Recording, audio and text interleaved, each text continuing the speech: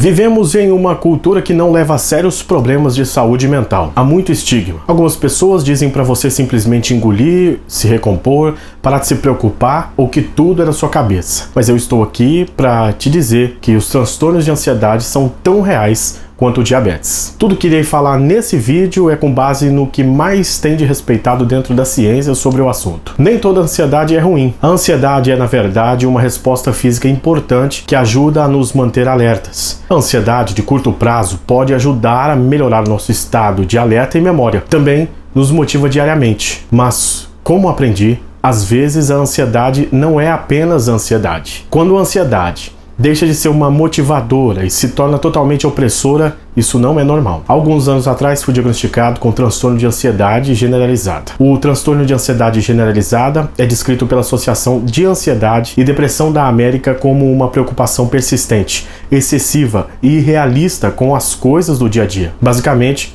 eu estava preocupado o tempo todo, sobre tudo. E como sou pesquisador, fiquei curioso para saber o que a ansiedade significava para o meu cérebro. A ciência diz que transtorno de ansiedade é um grupo de distúrbios que envolvem medo, preocupação e ansiedade excessivos. Os sintomas podem incluir, além da preocupação excessiva, ansiedade, sintomas físicos como palpitações cardíacas, sudorese, tremores e evitação de situações temidas. Existem vários tipos de transtornos de ansiedade, cada um com seus próprios sintomas e características. Transtorno de ansiedade generalizada, ou TAG, preocupação excessiva e expectativa apreensiva, que duram pelo menos 6 meses. Transtorno do pânico, ataques de pânico que são episódios súbitos e intensos de medo ou desconforto intenso. Fobia específica, medo intenso e persistente de um objeto ou situação específica. Transtorno de ansiedade social, medo intenso e persistente de situações sociais ou de desempenho. Transtorno de estresse pós-traumático, ou o TEPT, distúrbio que se desenvolve após uma experiência traumática. Transtorno de ansiedade de separação, medo intenso e persistente de separação de pessoas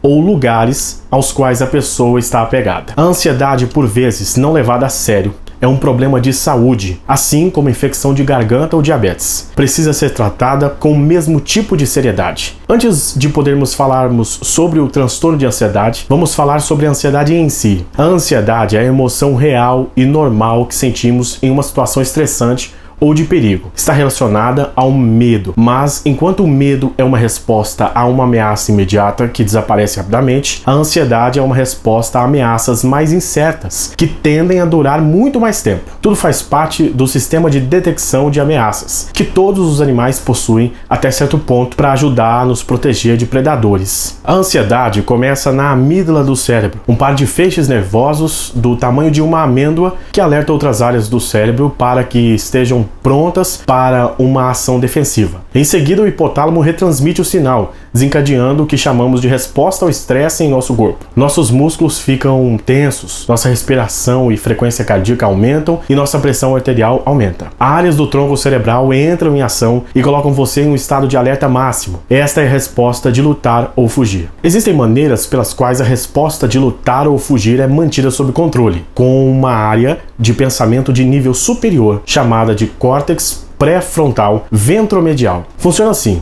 se uma pessoa vê algo que considera perigoso, como um tigre, isso envia um sinal para a amígdala dizendo que é hora de correr. O córtex pré-frontal ventromedial pode dizer à amígdala: ei, olhe, o tigre está em uma jaula. Você sabe o que é uma jaula, eles não podem escapar de uma jaula. Então, não há problema em se acalmar. É um ciclo de feedback que pode ajudar a manter a resposta sob controle. O hipocampo também está envolvido. Fornece contexto dizendo coisas como: ei, já vimos tigres em jaulas antes. Estamos em um zoológico. Você está extremamente seguro. Com a ansiedade, esses sistemas de detecção de ameaças e mecanismos que as reduzem ou inibem estão funcionando incorretamente e nos fazem preocupar com o futuro e com a nossa segurança nele. Mas para muitas pessoas isso aumenta. Eles experimentam uma ansiedade persistente e generalizada que perturba o trabalho, a escola, os relacionamentos e os leva a evitar situações que possam desencadear sintomas. Os transtornos de ansiedade não são incomuns. Com base nos dados da Pesquisa Mundial de Saúde Mental, os pesquisadores estimam que cerca de 16% dos indivíduos têm ou tiveram atualmente um transtorno de ansiedade. Isso inclui transtorno de ansiedade social, transtorno de pânico, agorafobia e fobias em geral. Estudos demonstram que pessoas com transtornos de ansiedade não apenas reagem de maneira diferente ao estresse. Pode haver diferenças reais no funcionamento do cérebro. O modelo descreve possíveis confusões nas conexões entre a amígdala e outras partes do cérebro. Os caminhos que sinalizam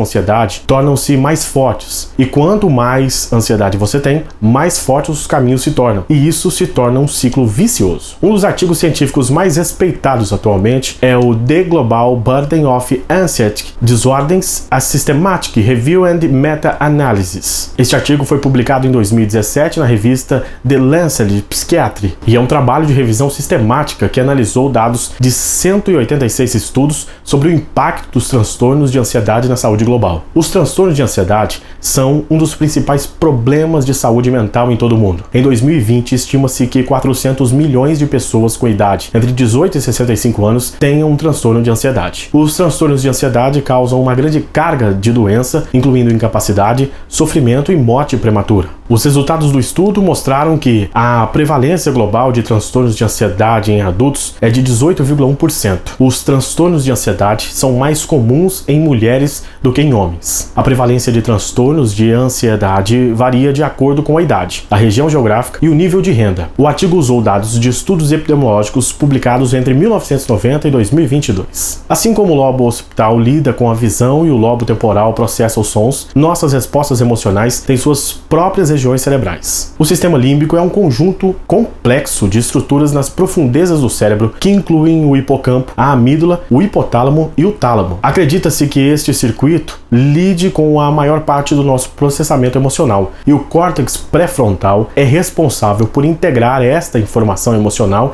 na nossa tomada de decisões. Os cientistas pensam que os transtornos de ansiedade surgem quando há alterações na sinalização do sistema límbico. É claro que não podemos vasculhar o cérebro das pessoas vivas para ver como seus neurônios estão disparando, mas os cientistas podem estudar esta teoria usando técnicas de imagem não invasivas. Esse tipo de pesquisa descobriu que pacientes com transtorno de ansiedade têm mais atividade do que o normal no sistema límbico. É importante ressaltar que há uma tendência desses pacientes de terem amígdalas hiperativas, o que é interessante, porque a amígdala às vezes é considerada o centro do medo no cérebro. Cada distúrbio também tem suas peculiaridades. No transtorno do pânico, a hiperatividade da amígdala pode ser causada por menos GABA, o principal neurotransmissor inibitório em algumas áreas do cérebro. Isso poderia levar a uma sinalização menos inibitória nos circuitos emocionais, tornando mais difícil controlar os sentimentos de pânico. Pacientes com transtorno de ansiedade generalizada também parecem ter amígdalas maiores que os controles. Então, talvez seus cérebros tenham mais máquinas para processar informações sobre o medo, que então reagem mais fortemente aos estímulos emocionais negativos. O TEPT, por outro lado, pode ser resultado de muita sinalização excitatória no hipocampo e na amígdala, levando as intensas reações emocionais aos estímulos desencadeadores. O TEPT pode ser parcialmente causado pelo fato de nossas regiões lógicas do cérebro serem forçadas a processar informações emocionais, dificultando ao nosso cérebro controlar esses pensamentos. No transtorno de ansiedade social, a exposição à imagem de rostos leva a uma atividade extra na amígdala, de modo que as pessoas que ficam ansiosas em situações sociais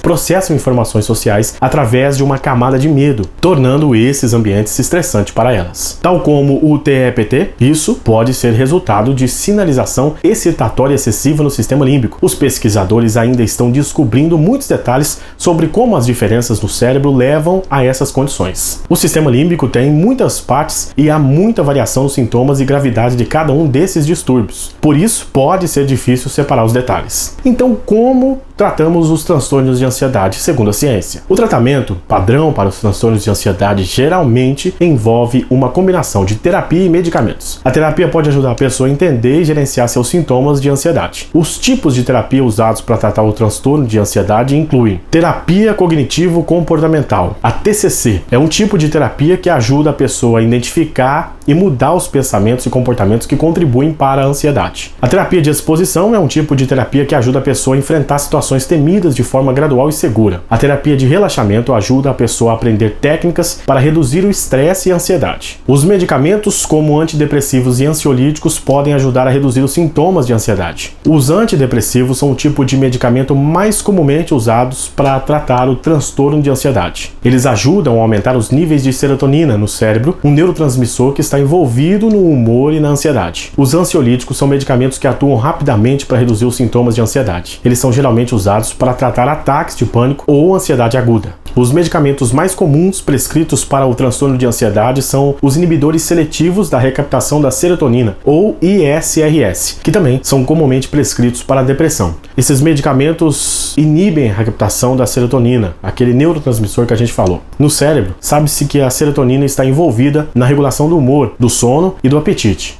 Os ISRS impedem que os neurônios reabsorvam a serotonina depois de liberada, deixando-a na sinapse, onde pode estimular repetidamente o neurônio receptor e empurrar os neurônios vizinhos para ajustar a sua sinalização de serotonina. Esses medicamentos são usados para o controle da ansiedade a longo prazo. Demoram um pouco para fazer efeito e ajudam a manter o humor equilibrado. Não está totalmente claro como eles ajudam nos transtornos de ansiedade, nem está totalmente claro como eles funcionam, mas eles parecem ajudar. Alternativas aos ISRS são os inibidores da recaptação da serotonina e norepinefrina, ou SNRS. Eles têm efeitos muito semelhantes, mas em vez de apenas bloquearem a recaptação da serotonina, esses medicamentos bloqueiam a absorção da serotonina e da norepinefrina, também chamada de noradrenalina. Este neurotransmissor está ligado ao estado de alerta, atenção e também prontidão para ação. O medicamento que um paciente usa depende de suas preferências e podem ser necessárias algumas tentativas para encontrar a escolha certa. Quando os pacientes estão lidando com uma crise aguda, como um ataque de pânico, por exemplo, medicamentos de ação rápida e de curto prazo, como os benzodiazepínicos, podem ser mais práticos. Essas drogas têm efeito sedativo e atuam como relaxantes musculares. Ao contrário dos ISRS, os IRSN, os benzodiazepínicos, são considerados viciantes devido ao seu efeito relaxante imediato e podem ser facilmente abusados. Independentemente de como seja tratado, existem muitas opções para as pessoas que lidam com transtorno de ansiedade. Receber tratamento realmente mudou minha vida para melhor e eu estou muito grato pela ciência, médicos, enfim, terem gasto tanto tempo e esforço tentando entender essas condições para que as pessoas como eu possam obter a ajuda de que precisamos. A ansiedade é coisa séria, é como o diabetes. Não é coisa da cabeça. Você acreditando ou não, a ansiedade existe e se manifesta causando problemas graves na saúde humana.